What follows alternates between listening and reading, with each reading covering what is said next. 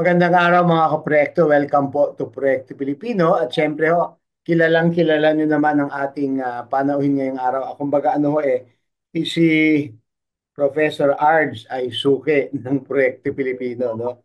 Kaya kami ho'y nagagalak na kasama namin siya ngayon kahit na nasa kalahati siya ng mundo, no? Nag-aaral, nagdo-doctorate. So Arj, welcome again to Proyekto Pilipino. Magandang araw po sa inyo, Father Tito, at sa ating mga taga-subaybay. Welcome back, Arj. Ang topic ko natin ngayon, Arj, ang kagaya nga ng pag-usapan natin, dahil nga panahon na ng eleksyon, nag-umpisa na ang kampanya, at ang isa sa pinaka masasabi natin, mainit na pinag-uusapan ay ang party list system. At isa rin to sa pinaka-importanting bagay ukol sa ating political structure, no? Because the party list system was put in our constitution, no, with a very specific purpose, no. I will let Professor Arj talk about that, but let me just give parang as an introduction, as my first sharing, so to speak. Alam nyo, during the time of EDSA in 86, I was very, very active. I was a young seminarian. So we were active with NAMFRE Marines, as I've shared with you before, no? And we organized over 800 priests, religious seminarians in Metro Manila alone, no? To do the poll watching during the February 7 elections, no? And what happened then was we were deployed in the hot spots, no, so to speak, no? And so we were training, no? We were training. We had 4 or 5 training sessions, no? Doon pa sa Stella Maris Art sa Cubao, no? Mhm. FMM Sisters. And that was a very inspiring moment. People wanted to do something. Kung if Proyekto Pilipino were alive during that time, that was Proyekto Pilipino. It was Mhm. people coming together to help build the nation, no?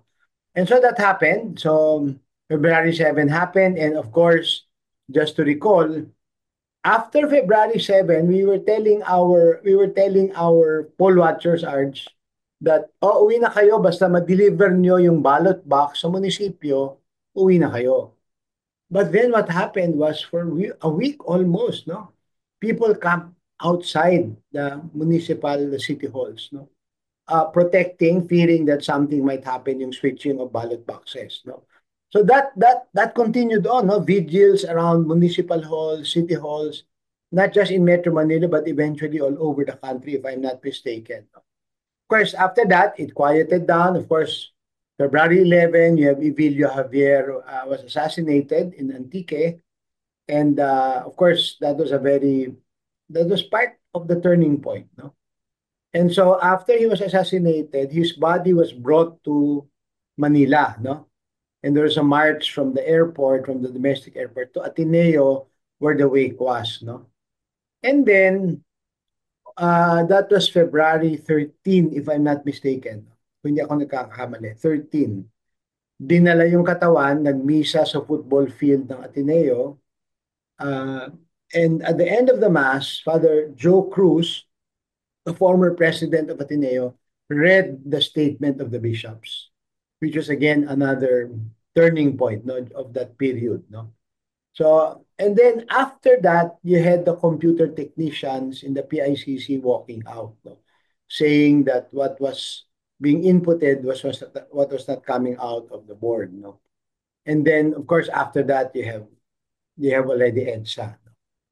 And anyway, just to put that in context, Father Jack Carroll, whom I believe was a Filipino citizen at that time, but spent his years here. He's the father of the Institute of Church and Social Issues.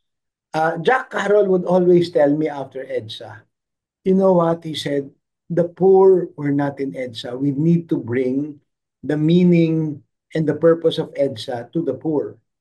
We have to loop them in. We have to bring them in. That's why after that Arch, Simbahang Lingkod ng Bayan, which is founded immediately after EDSA with the NAMFREL Marines as the core, and to this day, Simbahang Lingkod ng Bayan exists, no? We were going around the provinces giving seminars on national reconstruction.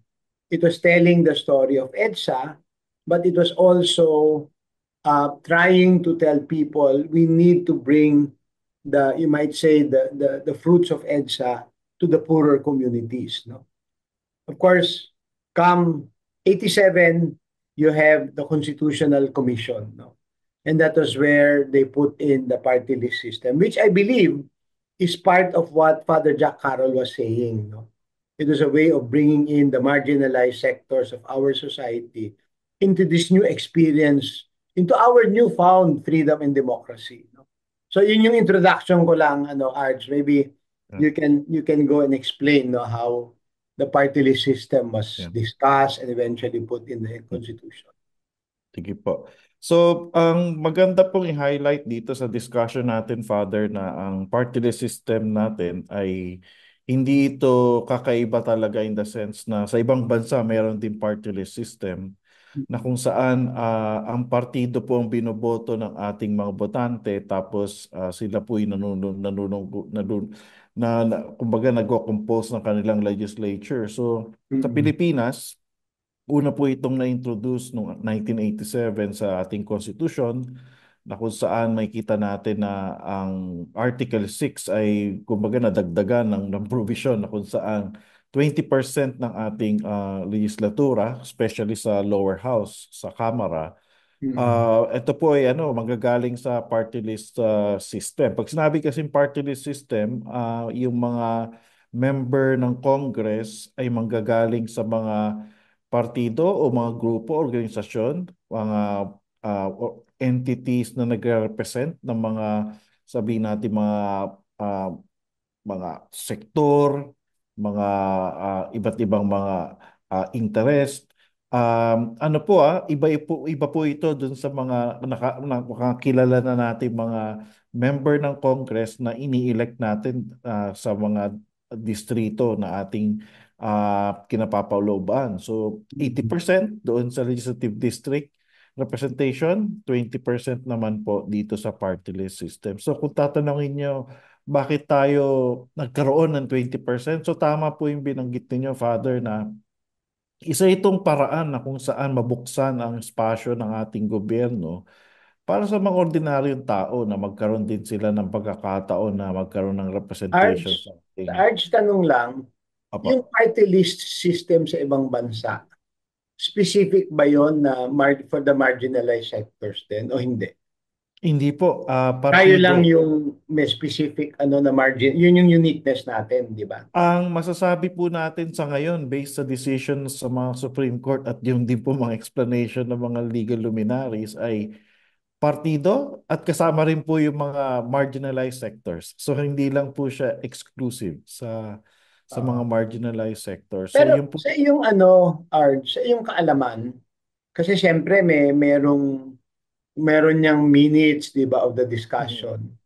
Hindi ba ang original intent was for marginalized sectors na nun lang nag-ahin ng petisyon sa Supreme Court na bago lang yung interpretasyon? Tama ba yung pagkakaunawa? Ang ang suspecha ko rin po dito, Father, it is one of the unresolved issues. Okay?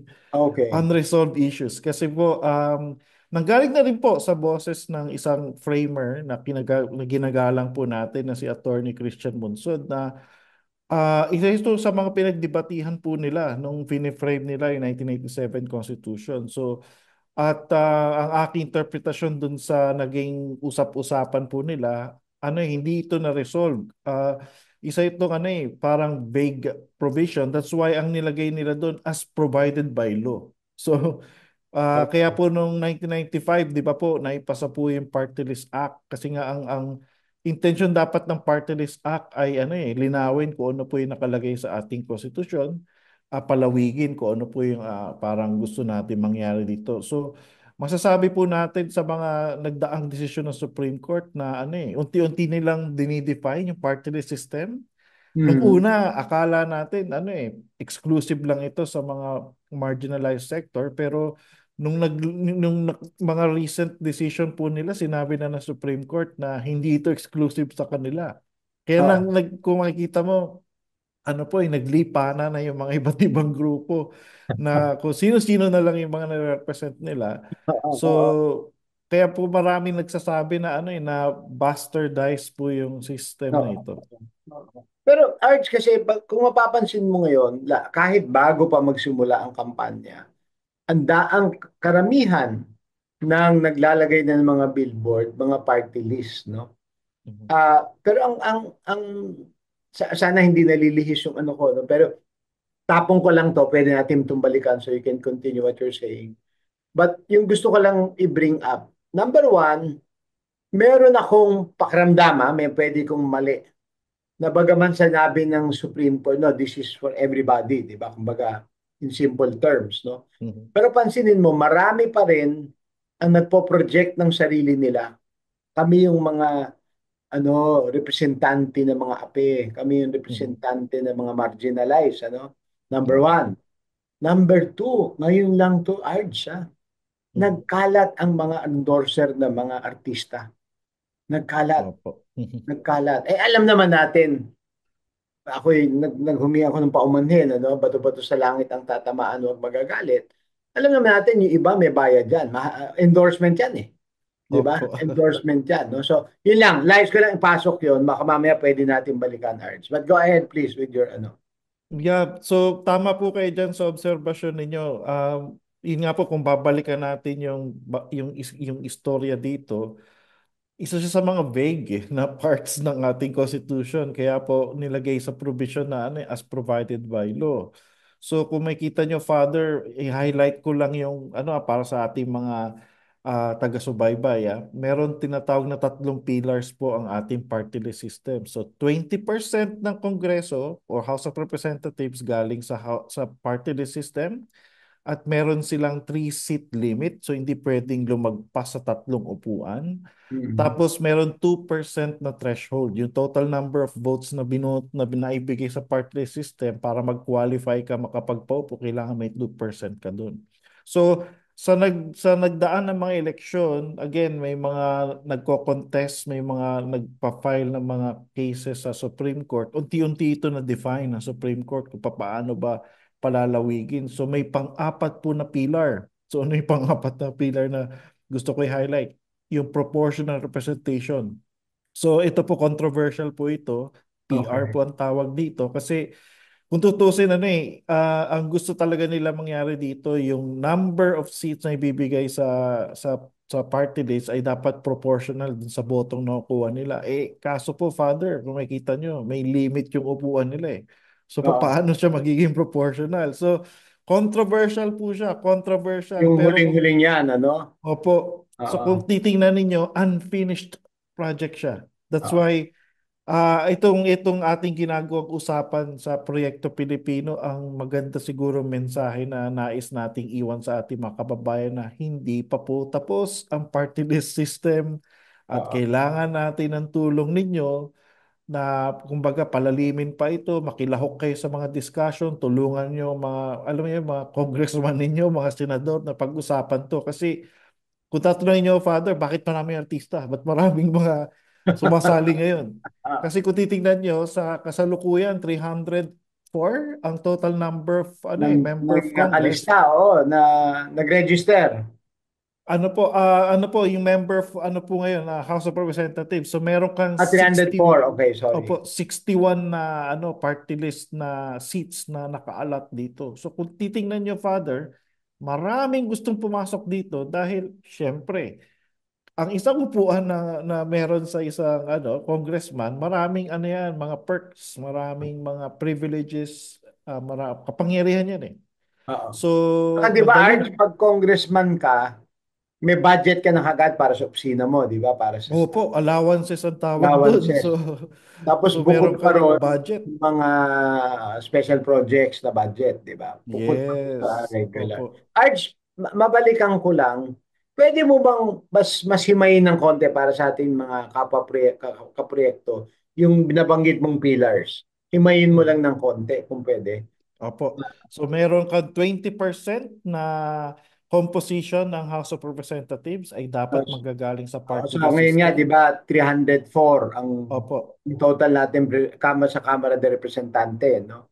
So kung 20% yun, 61 sa kanila, automatic. Okay, oo. Or So 60.8.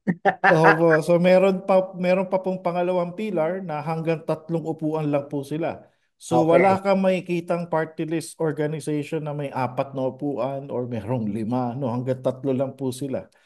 So okay. yung ikatatlong pilar, 2% na threshold, ibig sabihin sa total number of votes na ibinibigay ng mga tao sa party list system, para makakuha ka ng isang upuan, Father, o pangalawa, kailangan meron kang 2% na ma-reach na So 2% ng total pag number of votes. naka-anim ka, ibig sabihin nun 6%.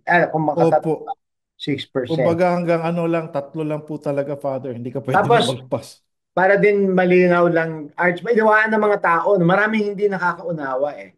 Yung Opo. 2% nakabatay saan? Sa total number of votes na binigay ng tao sa party list system. Okay, hindi yung bumoto, yung total Opo. number of voters. Kasi, limbawa, bumoto 10 milyon. Opo. Pero yung 1 million hindi nagboto ng party list. So So 9 9 million million lang lang. Opo, ang opo, batayan. yung Yun. Kasi maraming hindi nakakaunawa nun, Arch. opo. Akala nila yung total number of votes cast, no? Okay. So yung pang-apat po yung proportional representation. So ibig sabihin, ang pagdidetermine ng mga number of seats, 'di ba, mayroon ka ng 2% para mabigyan ka na isa.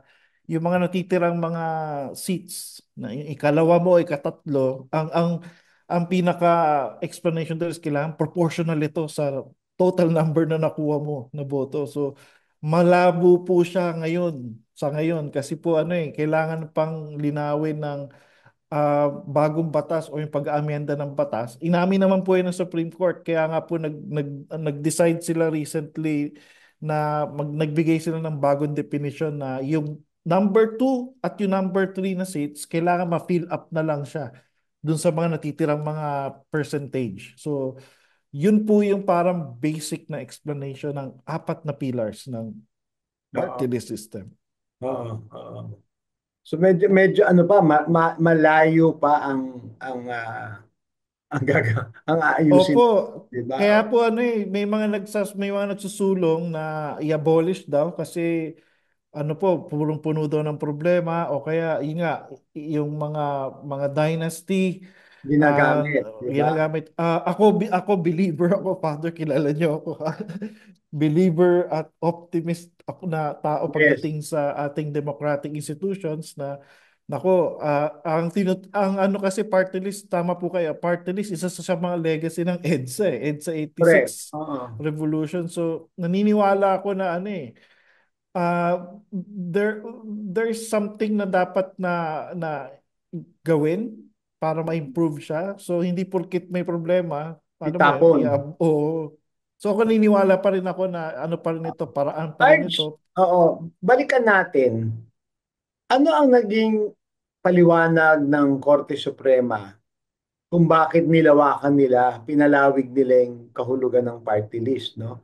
Siyempre, interpretasyon niya ng konstitusyon, di ba? Opo, opo. Pero I think marami sa mga commissioners nung konstitusyon, kagaya nga sabi ni Atty. Christian Monson, hindi eh. Ang spirito ng party list ay para sa marginalized sectors, 'di ba? Maraming Mhm. nagsasabi noon, 'di ba, na ano. Opo. Pero ano yung naging batayan o paliwanag ng Korte Suprema doon sa kanilang desisyon na pinalawig nila yung kahulugan ng party list, no?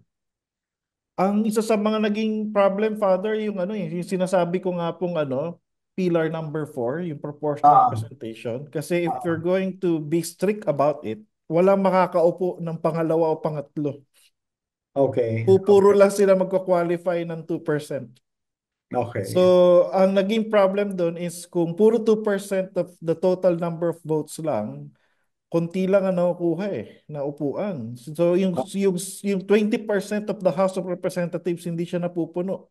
So, yun yung Okay. number 1 na naging problem. So, number 2, kung titingnan ninyo, ano po, konti rin din na nagpa-participate ng mga sinaunang eleksyon, Father, sa party list system. So, kumbaga, konti ang nagpa-participate na mga partido, mga grupo, tapos kulang ang boto. So, talagang hindi napupuno yung ano, 20%. So, Ang naging issue ng Supreme Court dito is nadideprive yung ating kababayan ng representasyon. So yung Dahil hindi hindi na napupunuan. oo, opo. So parang nawawalan ito ng boses, nawawala. So parang gumawa sila ng paraan na kung saan yung hindi na-feel na upuan ay maibigay do sa mga grupong nagpa-participate para ma-encourage sila na mag-participate. So bilang political scientist, hindi po ako lawyer, ano po siya, it's a political, interpretation galing po sa institution ng judiciary na they really Oo. have to come up with an interpretation na legal, Oo. yun nga, Oo. constitutional. Oo. So nag-decide po sila kasi ang tawag ng panahon ay yun nga, magkaroon ng presentasyon ng ating mga kababayan sa House of Representatives. Kasi isa sa mga narinig ko nung simula, no, yung mga unang eleksyon, ang naging problema, yung mga sektor na sabi nga natin nasa laylayan, yung marginalized, number one, walang pondo, di ba? Para makatakbo. Number two, kulang pa rin yung kanilang pag-organisa bilang isang political movement, di ba? Kasi tandaan natin, maraming mga iba't ibang sektor nag-organize sila as an advocacy group, ano? Pero kasi, correct me if I'm wrong, Arj, ito lang sarili kong pananaw, no? Kasi ang advocacy group, ibang-iba sa isang political movement, no? Mhm. In fact, isa sa mga bagay na lagi kong binabanggit, ano, sa mga katrabaho ko sa simbahan, lalo na, no? Dapat matuto tayong maging legitimate lobby group, no? Kasi marami sa ating mga NGOs, sa simbahan, marami advocacy group. Pero ako lang, I think there's a very distinct shift from advocacy to being an advocacy group that lobbies, no? Mhm. Sa mga batas, lahat ganon, ano. So it is so yun yung una kong natatandaan ng mga unang panahon ng eleksyon. Yun na nga, kaya yung marginalized, sabi mo nga hindi makapuno. Una-una, walang pondo, di ba? Pangalawa, kulang yung kakayahan mag-organisa bilang isang political force, ano? Mhm. Ito kukwento ko sa iyo, Arj, no? Sa aming diocese, sa Diocese of Novaliches, ang active ng aming mga youth groups, no? Kasi ang lakas ng programa namin para sa youth, youth leadership, etc. Tapos noon, itong mga youth leaders namin nare-recruit ng mga political parties. Mhm. Kasi hasa na sila eh. Babad Mhm. sila sa tao, hasa sila. So in fact, naglolokohan nga kami. So baka dapat encourage natin tong ating mga youth groups, magtayo na lang sila ng party list no pagka Mhm. imbis na ma-recruit ng mga political parties, no? So yun yung ano ko lang, Arch, bakit hindi na-organisa at nakalahok at naging matibay yung presensya, no, ng marginalized sectors dito sa sistema ng party list, ano?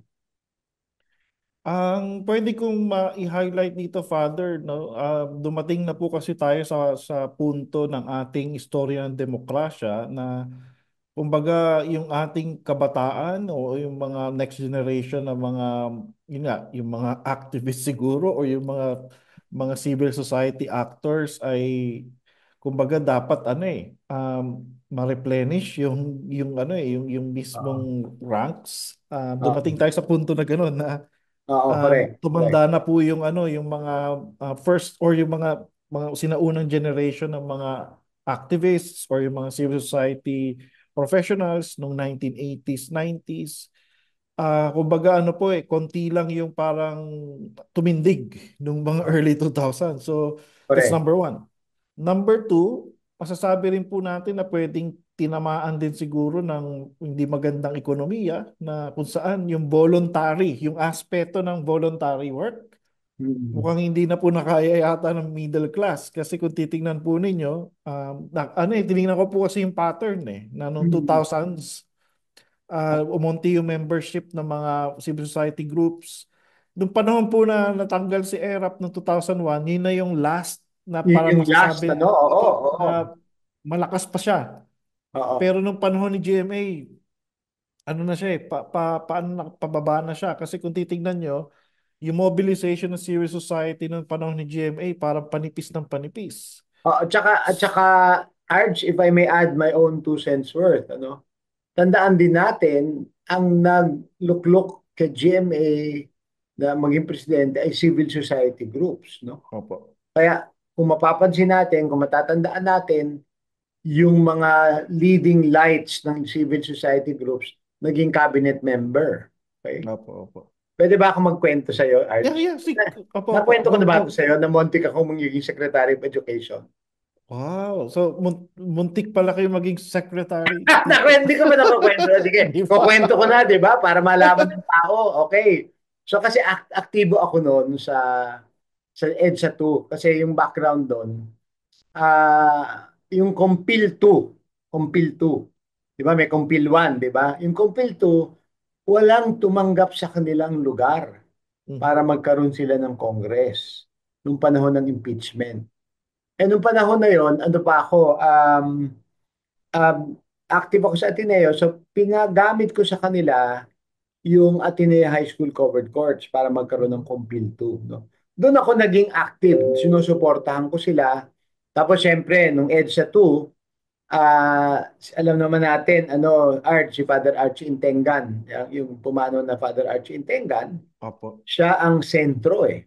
Siya Mhm, ang parang, sabi nga ni General Corpus, nung tinanong ko, ano ba talaga ang role ni Father Archie? Kasi provincial namin siya noon eh, sa Jesuits. Ano ba ang role talaga ni Father sa EDSA 2? Kasi mhm, nung pumutok yung pagpunta ng tao, 'di ba, yung envelope, 'di ba, yung famous mhm, envelope, puntahan ng tao sa EDSA. Immediately pinatawag kami ni Father Archie. Hindi ko na lang babanggitin yung iba, no? 4 kaming pinatawag. So sabi niya, ito ang mangyayari, ganito, ganun, ganun. Tapos meron pang bilin sa amin. Maghanda na kayo ng bag, ha? Na merong damit at lahat. Pag sinabi ko sa inyong may susundo sa inyo, sumama kayo. Yung parang mhm. safe house type of. Ito yung panahon na yun, eh, di ba? Art, sabi mo nga, Opo. ito yung huling era ng movement, ano? So, alam mo, Harj, bago mangyari ang mangyayari, may instruction sa si Father Archie, alam na niya. So after, tinanong ko minsan magkausap kami si Colonel Corpus at that time, no, Victor Mhm, Corpus. Sabi ko, Colonel, ano bang role ni Archie? Sabi niya, Father, alam mo, para yung ano gulong. Yung gulong ng kalesa. mhm. 'Di ba? Meron yung spokes, may gitna kung saan lumalabas Opo. yung mga spokes, no? Sabi niya, yan si Archie sa gitna. Mhm, Kasi pinagkakatiwalaan siya ng lahat. So sa kanya dumadaan lahat. Siya ang clearing house, no? Okay. Pero nung time na yun kasi, aktibong-aktibo pa, no? Aktibong-aktibo pa. Kaya naging active ako, yan sila Dinky, lahat kausap ko yan, lagi kami nagko-coordinate. Noong Sabado, 'di ba, naluklok si GMA Sabado, kung hindi ako nagkakamali, 'di ba? Yeah, Friday or Saturday, yeah. Friday or Saturday, oo. End of the Nung, week po. nung Linggo, nagpatawag ng meeting ang civil society group sa Linden Suites. Kasi Mhm, active din noon sila Secretary Dominguez. So andun kami. So sabi ng civil society, kasi magmi-meeting na sa EDSA Shangri-La nung hapon, mga alas mhm, 4, para buuin ang gabinete ni GMA, no? So, okay, okay. Tapos sabi ng civil society, ikaw ang no-nominate namin na ano, ikaw ang no-nominate namin na Secretary of Education. Sabi ko, hindi ako pwede. Eswita ako eh. Pare ako, mhm, clergy ako, I cannot. Hindi, basta, hindi pwede. Sabi ko gano'n. Kakausapin daw nila si Father Archie. Okay. Sabi ko, hindi pwede. Tapos noon, so meeting na. Okay na, wala. Tapos noon, noong Lunes, tumawag sa akin aga yung anak ni Secretary de Villa na estudyante ko yon eh. Siya yung unang batch ko, batch ni Bam Aquino mhm, at ni Tony Lambino. Tumawag sa akin. Father C, congratulations. Anong congratulations? Kasi umuwi ang daddy ko, ginising ako, kasi si Secretary de Villa, tandaan niyo, nag-executive secretary ni GMA. GMA. Sabi ng daddy ko, Miko, oh, yung principal mo ang bagong Secretary of Education. Sabi ko, Mix, hindi totoo yan. Hindi, sabi ng daddy ko, yun daw ang desisyon eh. So tinawagan ko si Archie. So anyway, bago nangyari yun, I think hiningi ni Senator Rocco yung posisyon. No? Pero yung punto ko is, ako, sabi mo nga, yun yung huling active time ng civil society. Yeah. Kasi naging gobyerno eh. Mhm. Naging bahagi na ng gobyerno. So, and if remember, eventually, 4 years later, 3 years later, 2005, kumala sila, no? Yeah, yeah. Pero Lumaban. palagay ko, pardon my English, kaibigan ko silang lahat. Pero kumbaga may black eye na eh. Mhm. May black eye na eh, di ba? Naging bahagi ng isip ng ano eh. No? So anyway, continue. Sorry, sorry. I just wanted to share that ano. So, yun po yung suspecha ko, Father. Kumbaga, yun yung aking parang tinitingnan na dahilan kung bakit, yun nga, sa ngayon, masasabi natin na para siyang humina. Again, meron kang middle class na humina yung kanyang kakayahan, tapos yung civil society, sabihin natin hindi na replenish. Tapos, kung matatandaan ninyo, yung panahon din na administrasyon ni Gloria Macapagal Arroyo, marami sa mga grupo ang tinamaan din ng kanyang repressive na mga measures. So, Oo. humina talaga. Kaya kung Plus titingnan niyo ano, yung right, Arch, hindi opo, lang repressive measures. Dole out.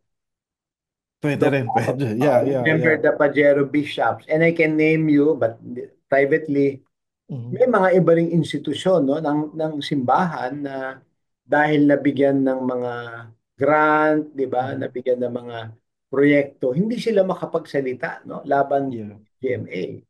Kumbaga yeah, may hawak si GMA sa kanila no. So, yeah. oo. Kaya po may kita natin yung record ng party list system. So 1998 yung unang eleksyon. So Oo, kung correct. makita nyo kumbaga imbis na pataas po ang ano niya trajectory, dumating sa point na unang eleksyon, okay po yung result, tapos nag-plateau na siya. Yun po yung time na kung saan may 98 or 88? 98 po yung unang eleksyon kasi 95 po yung pagpasa ng parang Party List Act, tapos Ah, 98 okay, yung unang okay. Okay. election, So panahon na 2001 ni nung Ramos yan. Panahon na ni Ramos. opo kay ERAP, tapos nung panahon nung kay GMA 2001, 2004, yan po yung mga eleksyon na makita nyo, Father, nag-plateau na siya. Tapos Okay. pagdating ng 2010, dito nabuksan muli yung system kasi nga may mga decision ng Supreme Court that they really had to decide, they really had to redefine the system. So dumami po yung mga nag-participate. Pero again, yung pagdami ng party list system, hindi na nangungulugan na ito yung mga tinatawag natin sektor. Yung Oo. mga ordinaryong tao. Kasi Oo. kung makikita nyo ng 2010, nagsisimula nang pumasok yung mga mas organisado at well-oiled na mga grupo. So yung mga progresibong grupo, yung mga ordinaryong mga organisasyon, kooperatiba na nagpa-participate nung sinauna, meron na sila ngayong katapat. Yung mga Oo. well-oiled na mga organizations na kung ano-ano mga pangalan, mga nag-organisa, Arch, mga tanong lang, regional tanong. groups. Tanong, meron bang datos kung ilan doon sa mga well-oiled na yon ang nakasandal o link sa political dynasty? Sa ngayon po, may mga tumututok na mga institusyon. So, katulad po ng PCIJ o yung Philippine Center for Investigative Journalism, ang Rappler, at Mm. mga iba't ibang scholars or mga akademiko. So isa na po ako dito sa nag-aaral ng pattern na ito at mukhang may pattern talaga na nagsimula ang lahat nung panahon ni GMA. So Okay. kumbaga doon nag-emerge yung mga organization na may mga weird ng pangalan tapos pumasok na rin po yung mga sektor na regional, ibig sabihin yung mga taga Bicol, Yeah, ako nag-organize na Bicol, sila. di ba? Yeah, Solid North.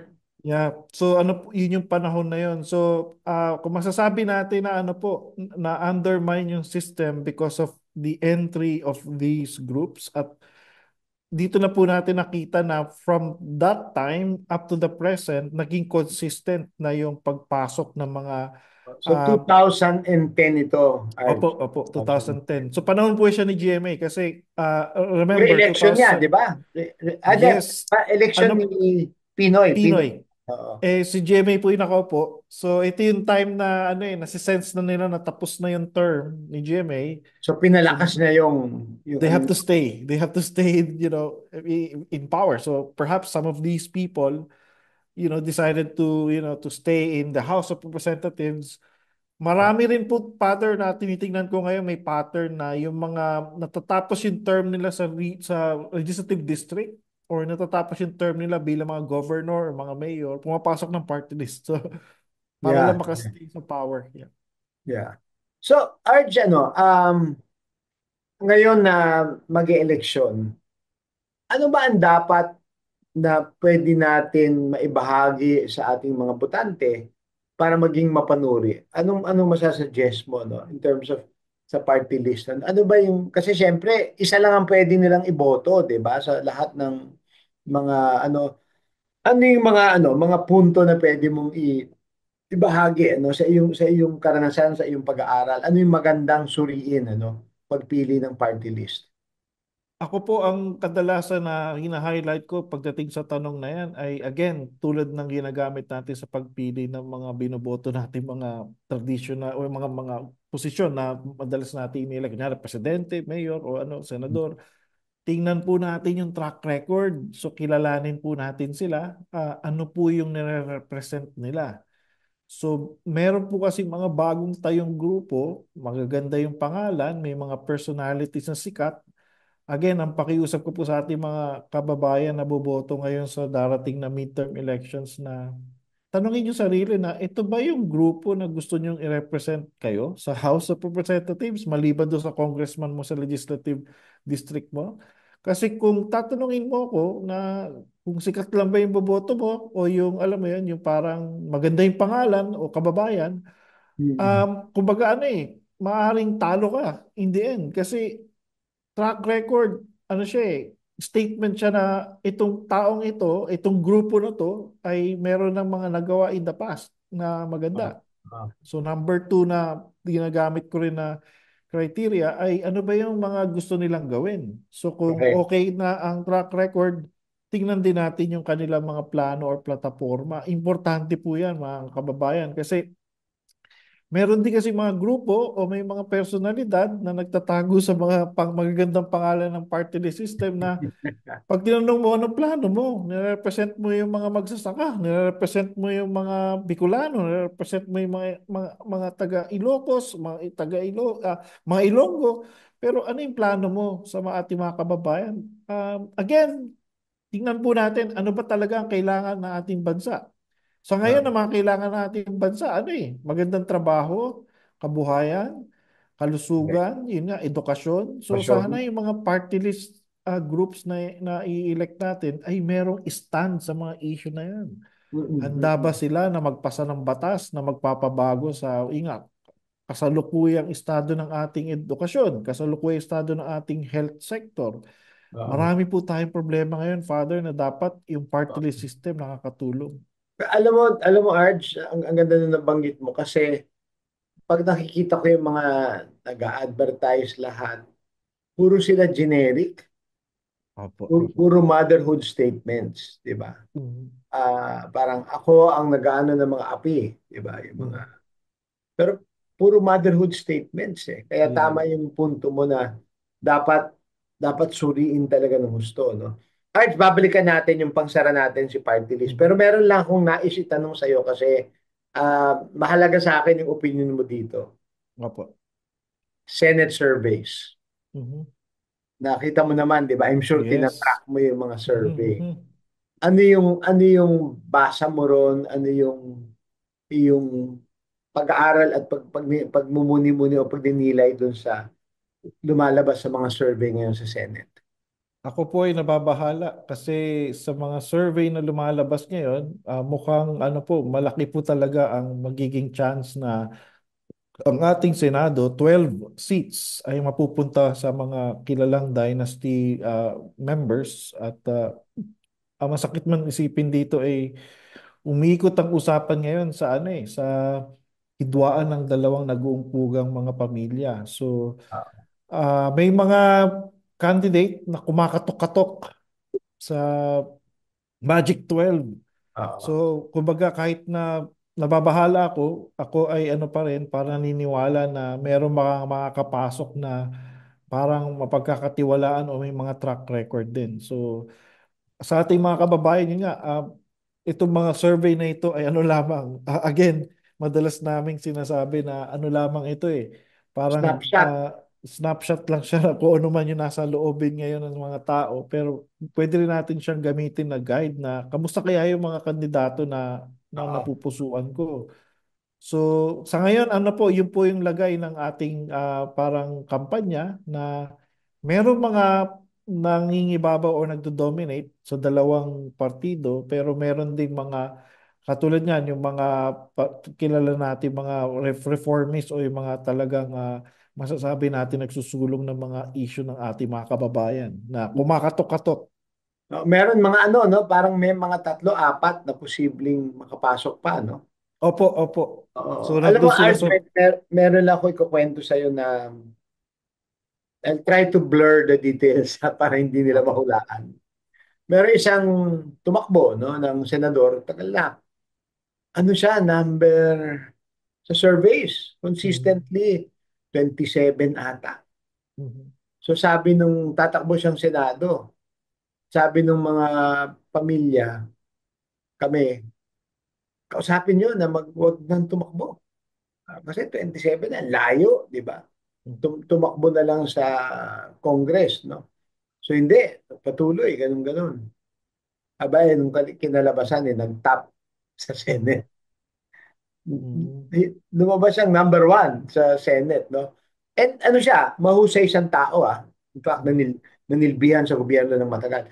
Kaya ko lang nakwento yon is, sana ang mga tao tingnan, kasi tiningnan yung kung ano ba yung, what does he represent, di ba? Of course, Mhm. na-communicate niya ng magandang maganda yung kanyang nais gawin sa Senado, no? Pero tama yung sabi mo, no? Wag lang yung popularidad, tingnan nyo rin kung ano yung sinasabi, no? Tsaka track record, no? Yeah. Pero Arch, ano, no? Bukod doon sa may kumakatok, pwede bang kung pwede lang mapag-usapan natin sandali ang Mhm. political dynasties, no? Kasi sa akin, isa yun sa isang malaking dapat itong darating na 3 taon bago mag-presidential elections. Mhm. Ako lang, dapat mabuo ang sana ang pananaw at stand ng mga organisadong grupo tungkol sa political dynasties, no? Ako, ang akin kasing iniisip, Arch, is unti-unti, unti-unti, unahin natin ang fat dynasties. Mhm. Unahin natin yun, di ba? Kasi babalikan ka ng mga dynasties. Oh, ang dami naman namin nagawang mabuti. Napaganda namin yung ganito, ganun, ganun. Tapos meron din naman talagang mga ibang dynasties na maayos yung ano, no? Yung Mhm. naging maganda yung kanilang lokalidad. Pero sa akin dapat tumbukin muna yung fat dynasties kasi number one, 'di ba sabi nga nung pag-aaral ng Ateneo, may correlation ang poverty ng isang probinsya sa dynasty, 'di ba? Mhm. Tapos pangalawa is, pardon my saying this, ano, napakagarapal naman. May isang Mhm. probinsya ngayon narinig ko, governor, congressman, Mhm. mayor, vice mayor, konsehal, barangay captain, lahat may tatakbo Mhm. sa isang pamilya. Mhm. Napakagarapal naman nun, di ba? Yun yung Pat Dynasty na, Opo. oo. So, can we hear your comments on, and also maybe, Arj, paano ba mag-oorganisa, no? Para Yeah. talagang maging Ako, lobby itong, ano, no? ako matagal ko na po itong pinananawagan sa ating mga kababayan na kaya naman po natin manalo, kaya naman po natin magsilbi. Hmm. Huwag po tayong matakot. Kumbaga, yung first step lang po yung parang nakakakaba. Pero masarap po magsilbi sa ating bayan at ang challenge ko nga po is simulan po natin ngayon na. So sa darating na eleksyon, yung mga napupusuan ninyo mga kandidato na kahit na ba sa tingin nyo matatalo, iboto nyo pa rin. Tapos sa kampanya, tulungan nyo sila. Oo. Mag-participate kayo sa kanilang mga voluntary work na kung saan malaki ang may kilalanin nyo sila, magpakilala na kayo. Mm-mm. Yun po yung parang practical na step eh. Kasi alam nyo kung wala tayong gagawin tapos maging defeatist tayo, talaga mangingibabaw po yung mga dynasty sa ating bayan. So yun yung una kong punto, Father. Oo. Pangalawang punto, this is not, something na overnight lang matatapos yung Correct. problema ito. Correct. So Correct. again, kung sinimulan natin ngayong midterm, sana wag tayong alam mo yan, wag tayong parang mawawalan agad ng energy sa mga susunod pa eleksyon kasi it should be an ongoing project at kami po nila Father dito sa Tagal Proyekto na natin. Pilipino, ano po, matagal na po namin tinatanim yan na magsisimula po talaga ang lahat sa inyong area, sa inyong mga barangay, sa inyong mga city, sa inyong mga town, sa inyong municipality. Yung simple vote na binibigay mo sa councilor mo, na-empower yung tao. Yung Oo. simple contribution mo sa barangay captain na, alam mo, hindi member ng dynasty, na-empower siya. So kung patuloy yung iyong suporta, patuloy yung iyong parang pakikilahok, malaking Mm. bagay na po yun sa demokrasya ng Pilipinas. So again, consistent naman po tayo dito, Father, na buhay Yes. po ang demokrasya. Yes. Oo. Buhay na buhay. Mamamatay lang po siya kung hindi natin siya parang sasagipin o hindi natin siya paninindigan. So pakiusap ko po sa ating mga kababayan na ang eleksyon ay isa lamang ito sa mga maraming mukha ng demokrasya at Correct. ang dapat natin maintindihan na ang demokrasya ay buhay na buhay sa ating mga ginagawa sa pang-araw-araw. So, Oo. Oo. yun po ang ano ko. Arch, I will let you give the closing statement. Pero meron lang akong dalawang kwento. Una yung Nexus. I'm sure nabasa mo na ba? Nabasa mo na yung Nexus ni Op, op, Harari. Sabi niyang ganun, isa sa mahalagang masasabi natin feature ng democracy is yung self-correcting system.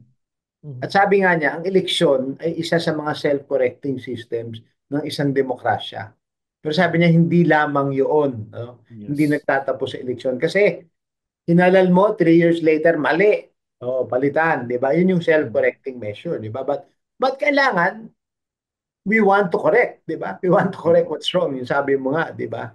Tapos pangalawa, merong kumakalat ngayon sa YouTube, si Emily Abrera, tsaka si Leo Mm, Martinez mhm. tungkol sa dynasty, no? Opo, opo. Nakakatawa hanapin mo. Opo, opo, Ah, napanood ko. napanood mo na ba? Opo, opo. Yung kailan kayo hindi ba kayo natatakot matalo, di ba? Yung ano, hindi. Alam nyo, ang kinatatakutan namin pagka matuto sila. Kasi pag Mhm. matututo sila, matatalo na kami. Kaya kailangan, in effect, panatilihin silang bobo. Di ba? Mhm. Yun yung Yeah. masakit man pakinggan, di ba? Pero hindi eh. Ako naniniwala. Ako, Arj, may tiwala ako sa Pilipino. May Yeah. tiwala ako sa Pilipino. Kasi, number one, kahit anong sabihin mo, ang tatag ng pagmamahal natin sa pamilya natin. Number one. Number two, palagay ko, ang bayanihan spirit buhay pa. Buhay pa. Nakita natin yan noong panahon ng pandemya, Yeah. di Yeah. ba?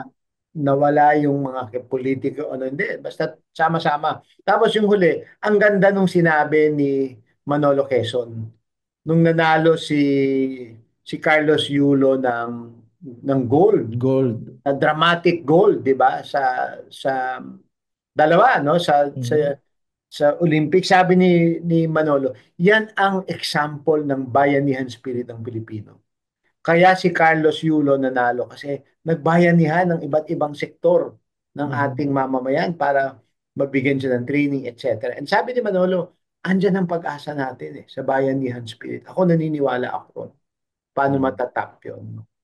So, Arj, panghuling salita. Yeah. So muli sa ating mga kababayan, so ito pong paparating na mga araw ang ating gugunitain ang ika-39th na anniversary ng EDSA People Power Revolution. So sana wag nating kalimutan yung legacy na naiwan niya sa atin na buhay ang demokrasya at never ito mamamatay. Buhay siya kasi po bilang Pilipino, ang demokrasya ay dapat pinaglalaban, ginagawa at ito'y ginagamit natin sa mga pagbabago na ating gusto mangyari sa ating bayan. So, Sa darating na eleksyon, isa po itong paraan na kung saan dito natin mapapatunayan na buhay ang ating demokrasya kasi maliban po sa pag-elect, sa darating na eleksyon, inaasahan po natin na, yun nga, tutulong tayo sa ating mga kababayan na pumili ng mga kandidato nila. So tulungan niyo po yung mga magulang niyo, yung mga kapatid ninyo, mga pinsan ninyo, mga kaeskwela ninyo, mga kamarites ninyo. So, gamitin po natin yung ating mga kaya natin. Kumbaga, hindi po natatapos ang problema overnight. So, maliban sa eleksyon, after ng eleksyon, dapat patuloy pa rin tayo nakikialam. Dapat pa rin tayo nakikilahok. So, itong Proyekto Pilipino, isa lamang ito sa maraming mga paraan na kung saan ang pakikipagpalitan ng mga ideya, pakikipagpalitan ng mga saulubin ay nagpapayaman ng Philippine democracy. So yan po yung sasabihin nating na regalo sa atin ng EDSA. So dapat natin ito yakapin at dapat natin itong buhayin talaga sa araw-araw. Maraming salamat, Arj. Alam mo, always a pleasure to have you as a guest. And siguro, lalo-lalo na ngayon, Arj, Jubilee Year of Hope. At sabi nga Opo. ho ni Arj kanina, siya ay laging hopeful sa ating bansa. Tsaka Arj, meron, I'm sure nabasa mo na yung CBCP letter, pero nais ko lang magtapos dun sa isa, sa bandang huli, sabi ni Cardinal Ambo, let us not give up on each other because God does not give up on us. Siguro magandang panawagan yung Arch na huwag tayong mawalan ng pag-asa. Let's continue to work together, help, dialogue, and support one another. No? So Arch, maraming maraming salamat and we hope to have you back, di ba, as we go through Soon, the elections and campaign period just to talk about what's going on during the campaign period. So I'll maraming pray for salamat, you, Arch. Father. Thank Opo. you. Maraming Opo. salamat mga kaproyekto. Ito po ang Proyekto Pilipino. Nagpapasalamat sa inyong patuloy na pagsusubaybay. Marami pong salamat.